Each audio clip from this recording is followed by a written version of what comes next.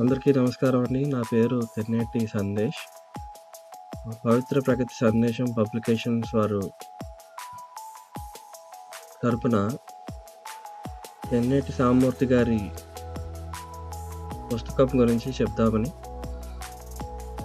తెన్నేటి సామూర్తి గారు విద్య యొక్క గొప్ప చోదక శక్తిని అర్థం చేసుకున్నారు.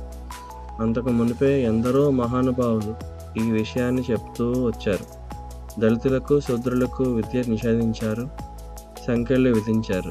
మహాకవి, ప్రజాకవి వేమనగారు విద్య లేనివాడు వింత పశువు అని ఏనాడో చెప్పారు. అలా విద్యను నిరాకరించడం వలన, ప్రాథమిక హక్కులు నిరాకరించడం వలన మనం దేశం ఈ రోజుకి ఎంత వెనుకబడి ఉన్నది. ప్రతి ఒక్కరూ విద్యావంతులు కావాలి, ఉత్పత్తిలో భాగస్వామ్యులు కావాలి. విద్య అంటే పుక్కిట పురాణాలు, కథలు, నక్షత్రాలు, తిథులు, జ్యోతిష్యం, మంత్రాలు కాదు. విద్య మనుషుల్లో మానవతను పెంచాలి.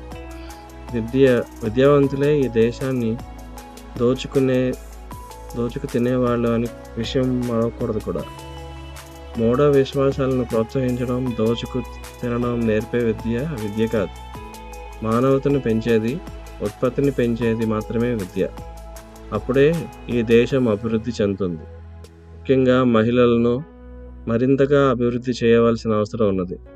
ఈ దిశగానే కీర్తిశేషులు తెన్నేటి సామూర్తి గారి జీవితం నడిచిందని ఈ పుస్తకం చదివితే తెలుస్తుంది. వారి శత జయంతికి ఇవే మా ఘన నివాళి. ధన్యవాదాలండి.